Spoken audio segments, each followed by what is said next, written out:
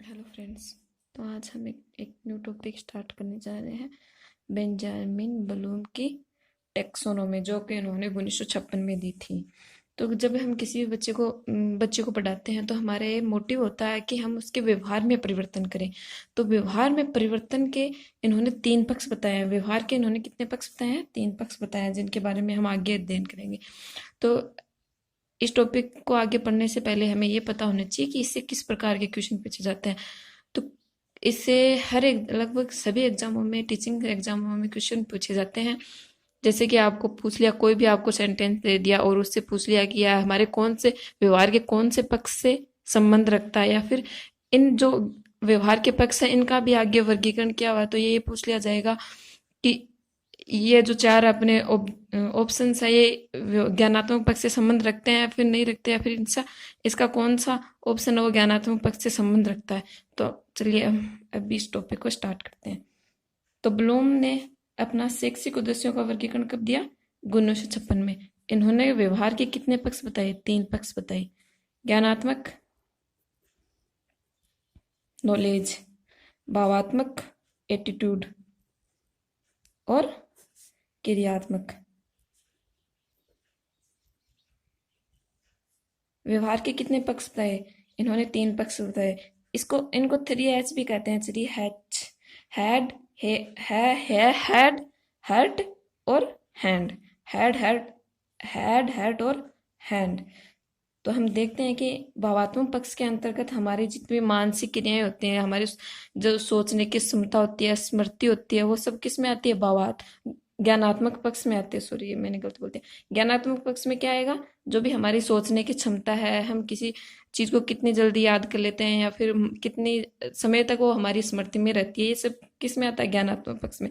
और भावात्मक पक्ष में, मान लो हमारी कोई भी हम पढ़ रहे हैं किसी चीज को, तो उसमें हमारी कितनी रुचि है, उससे हमारी भावनाएं जान। जैसे कि कोई वीरता की कविता हम पढ़ रहे हैं, तो उससे हमारी कितनी भावनाएं हमारी जुड़ी हुई हैं। संवेग होते हैं वो अभिवृत्ति, जो हमारी रुचि होती है, अभिप्रेरणा, अभिवृत्ति। अभिवृत्ति यानी दृष्टिकोण, वो सब कौन से में आते हैं? भावात्मक पक्ष में।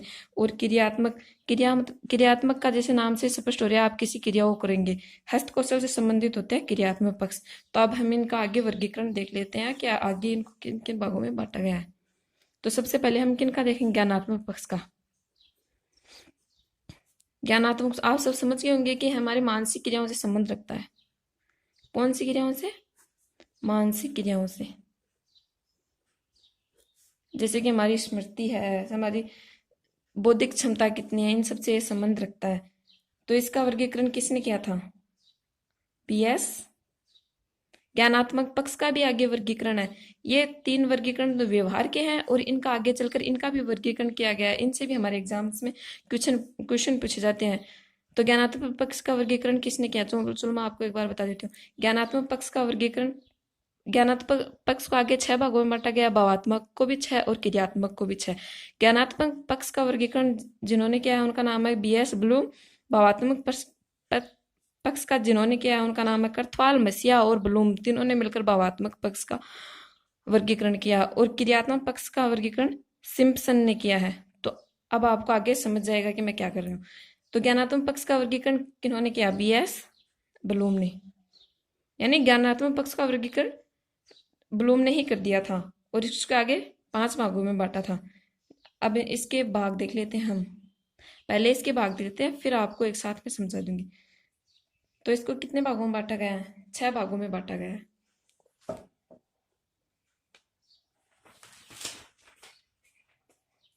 जिसमें से पहला है ज्ञान, दूसरा है अवबोध, तीसरा है अनुप्रयोग, चौथा है विश्लेषण। ये ज्ञानात्मक पक्ष के क्या है? आगे वर्गीकरण है, जो कि ज्ञानात्मक पक्ष से संबंध रखते हैं। पांचवा है संश्लेषण, और 6 कौन सा है? मूल्यांकन। अब हम इनको समझेंगे। ये ज्ञानात्मक पक्ष से कैसे संबंध रखते हैं। जैसे मान लो कि आपने किसी चीज को देखा, तो मतलब हम बच्चे को जब पढ़ाते हैं, मान लो हमने बच्चे को त्रिभुज पढ़ाया, तो बच्चे की एक उसके प्रति क्या बनेगी? सबसे पहले पहचान बनेगी, ये कि ये त्रिभुज है, त्रिभुज है।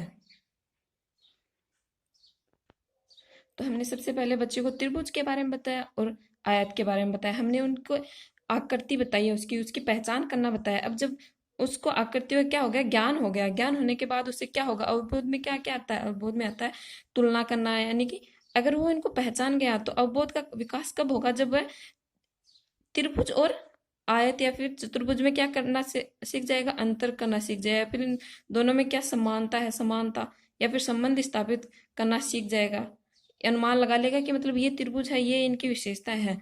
अब मान लो आपने उसे उसे बता दिया कि ये त्रिभुज है, वो अंतर करना भी सीख गया, तो आगे क्या करेगा, अनुप्रयोग करेगा या फिर ज्ञानोपयोगी। अभी इसको ज्ञानोपयोग भी बोल सकते हैं। ज्ञानोपयोग कैसे करेगा, मान लो अगर दूसरी कंडीशंस में जो उसने ज्ञान प्राप्त किया उसका क्या करेगा, उपयोग करेगा। उपयोग, ज्ञान उपयोग में क्या होता है कि जो अभी तक उसने ज्ञान किया है, अवबोध किया है, वो किसी अन्य कंडीशन में अपने ज्ञान का क्या करेगा, उपयोग करेगा। आगे क्या करेगा, विश्लेषण। जैसे आपने बच्चे को ये बता दिया कि ये त्रिभुज है, लेकिन अब वो आगे ये जानने की कोशिश करेगा कि ये क्या है, ये क्या है, तो उसे पता चलेगा ये उसकी भुजा है, ये उसका कोण है, ये ऐसे मिलकर बने होते हैं। तो तथ्यों को अलग अलग बांटेगा, मतलब खंड खंड करेगा, उनके अलग अलग खंडों के प्रति वो समझ विकसित करेगा। फिर सारे खंडों को एक साथ जोड़ेगा तो एक निश्चित विचार का सर्जन होगा। जैसे कि उसने त्रिभुज के तीनों कोणों को जोड़ा और ये एक निश्चित विचार सर्जन किया है कि त्रिभुज के तीनों कोणों का योग 180 डिग्री होता है। तो ये उसका क्या हो गया, संश्लेषण हो गया। विश्लेषण में क्या किया, सभी पार्ट्स को खंड खंड किया, सभी खंडों के प्रति एक समझ विकसित की, और फिर अंत में उन सभी खंडों को मिलाकर, सभी विचारों को मिलाकर एक नियम बनाया कि त्रिभुज के तीनों कोणों का योग 180 डिग्री होता है। और ये सब उच्च स्तरीय उद्देश्य है। इसके अंदर वह आलोचना करेगा, मतलब निर्णय लेगा कि जो मैंने अभी तक पढ़ा है वो सही है या फिर नहीं सही है। निर्णय या फिर निर्धारण, निर्णय करेगा, निर्णय या फिर निर्धारण करेगा कि जो अभी तक मैंने पढ़ा है वो सही है या फिर नहीं है। तो ज्ञानात्मक पक्ष के कितने उद्देश्य हो गए, 5। ज्ञानात्मक पक्ष के ये कितने भागों में बांटा गया है, 6 भागों में बांटा गया। सबसे पहले बच्चा ज्ञान करेगा, किसी भी चीज को पहचानेगा, पहचानने के बाद वह उस चीज में और एक अन्य चीज में अंतर करेगा, या फिर समानता दर्शाएगा, या फिर संबंध दर्शाएगा, या फिर अनुमान लगाएगा, यानी कि उसके अवबोध का विकास होगा। अवबोध के विकास के बाद वह अनुप्रयोग करना सीखेगा। अनुप्रयोग के बाद वह अलग अलग खंडों पर उसकी क्या बनाएगा, समझ बनाएगा। समझ बनाने के बाद वह विश्लेषण करेगा, अलग अलग खंडों को एक साथ जोड़ेगा, तो उसे पता चलेगा कि मतलब एक नियम बनाएगा, एक विचारधारा बनाएगा, और विचारधारा का अंत में क्या करेगा, मूल्यांकन करेगा।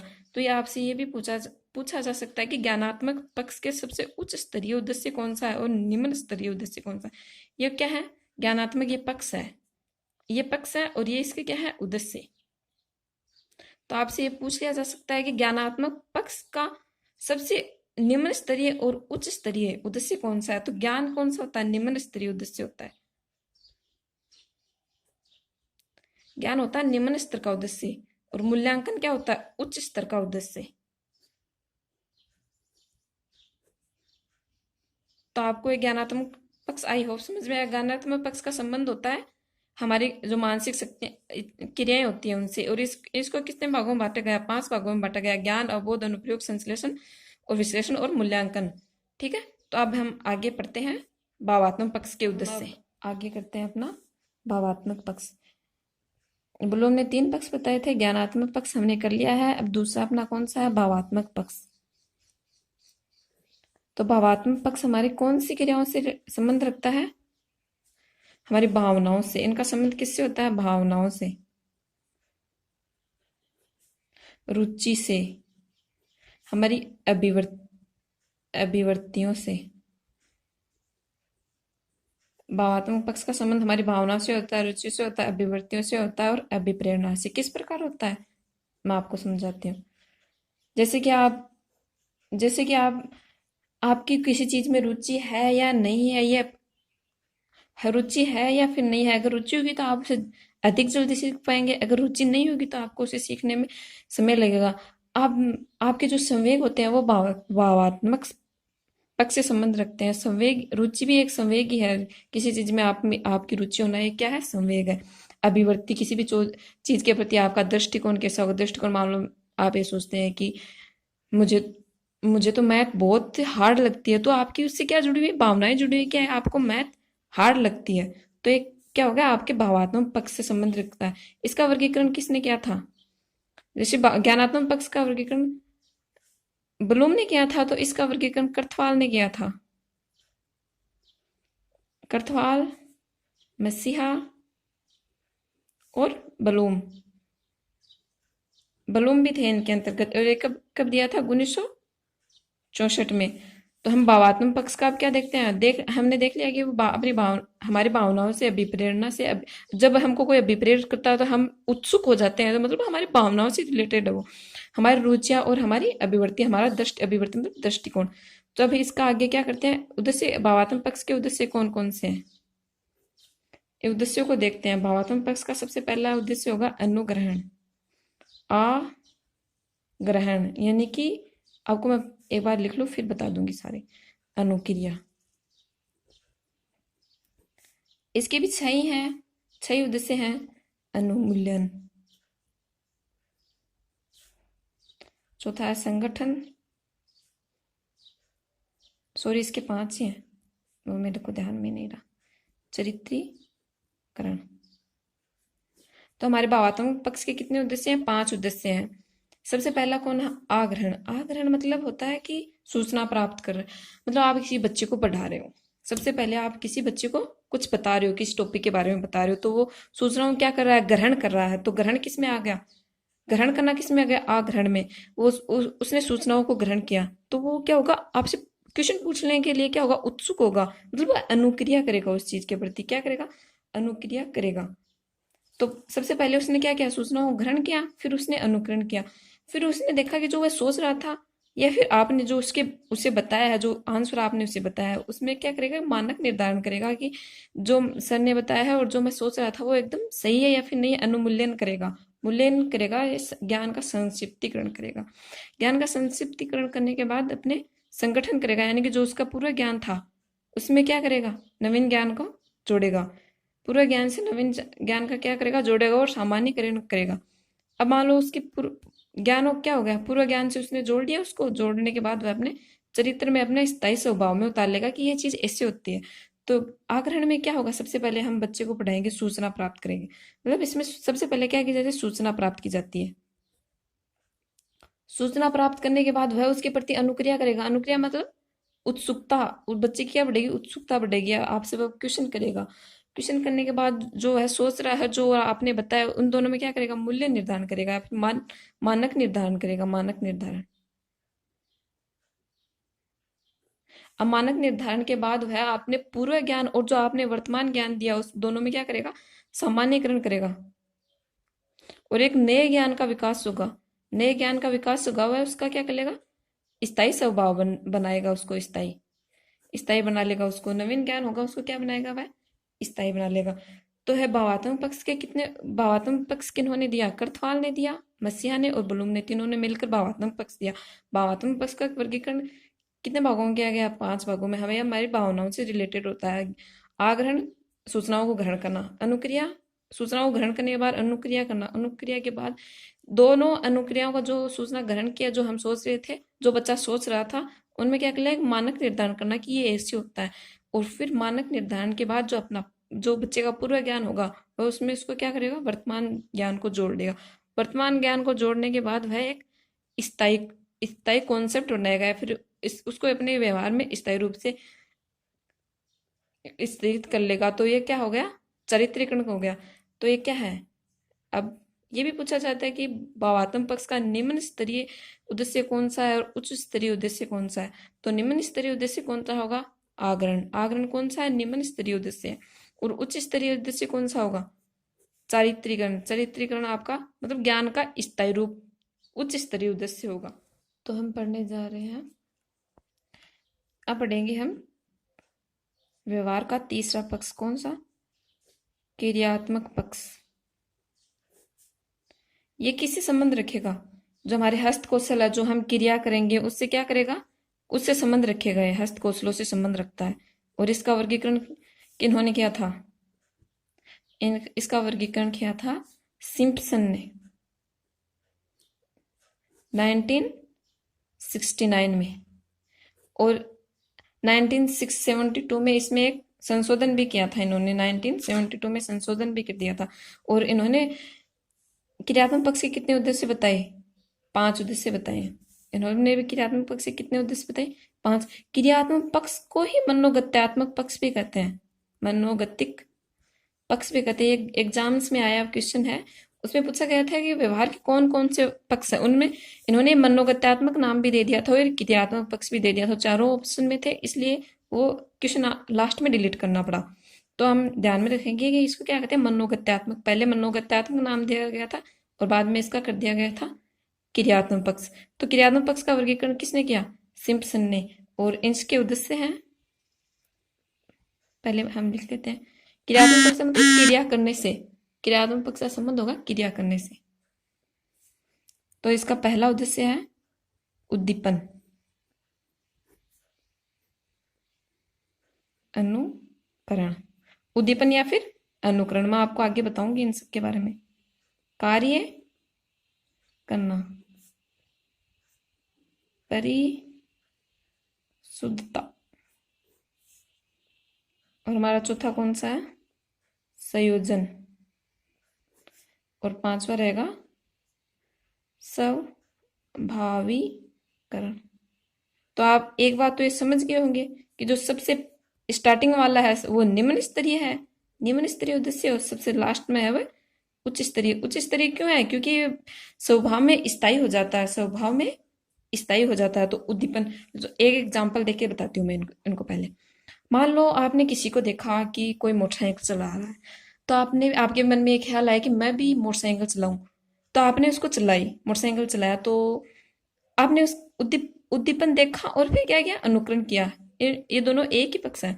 अनुकरण किया, आपने भी मोटरसाइकिल चलाई, लेकिन क्या हुआ? आपसे वो, मतलब स्टार्टिंग थी तो आपसे वो सही नहीं चली। तो किसी के कहने पर, आप किसी के निर्देशानुसार आपने क्या किया? कार्य किया। किसी के निर्देश के अनुसार बताया कि पहले ये स्टार्ट करना है, न्यूट्रल में करो बाइक को, फिर स्टार्ट करो, फिर क्लच लो, ये सब आपको बताया। तो आपने किसी के निर्देश में कार्य किया। निर्देश में कार्य करने के बाद आपने बार बार उसी कार्य को दोहराया, मतलब एकदम शुद्धता। जब तक आप उसको एकदम सही तरीके से नहीं सीखे, तब तक आपने बाइक जो प्रैक्टिस करना अपनी जारी रखी। बाइक की प्रैक्टिस करना जब आपको एकदम शुद्धता से वो, मतलब बाइक चलाने आने लग गई, तो आपको अभी, मतलब आप स्टार्टिंग में क्या करते थे? पहले आप न्यूट्रल करते थे, फिर आप गियर डालते थे, फिर आप स्टार्ट करते थे, मतलब ये सारी चीज अलग अलग करते थे, अलग अलग दिमाग लगे। आपको 1-2 मिनट लगती थी, मान लो कितनी भी मिनट लग सकती है स्टार्टिंग में। फिर आप क्या होगा, जो ऊपर आपने जितने भी जो अभी तक सीखा उसका संयोजन कर लिया। मतलब आप, अब आप क्या होगा कि आप इतने इतने प्रैक्टिस कर कर इतने ज्यादा सक्षम हो गए कि आप जब बाइक पे बैठोगे तो बस 1 मिनट, आपको 1 सेकंड भी नहीं लगेगी उसको स्टार्ट करने और चालू करने। तो आपने उन सब पक्षों क्या क्या कर लिया? समायोजन कर लिया। और समायोजन क्या करने के बाद आप बहुत दिनों बाद, मतलब कुछ दिनों बाद देखेंगे आप यंत्रवत हो गए उस कार्य करने के लिए। अभी आपको किसी की जरूरत नहीं है, मतलब आप उस कार्य को बिना किसी की सहायता के कर सकते हो। तो वो क्या हो गया? आपके स्वभाव में आ गया।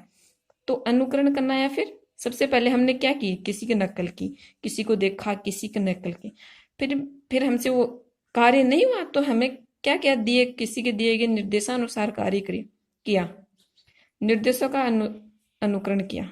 मतलब किसी ने कोई निर्देश बताए हमें और हमने क्या किया? निर्देशों के अनुसार कार्य किया। अब निर्देशों के अनुसार कार्य कर, हम बार बार अभ्यास कर अपनी त्रुटियों को कम बार, अब क्या करेंगे? हम हमारे निर्देश के अनुसार कार्य कर, तो स्टार्टिंग में हमारे से त्रुटियां तो होंगी, तो फिर हमने परिशुद्धता की, मतलब बार बार अभ्यास कर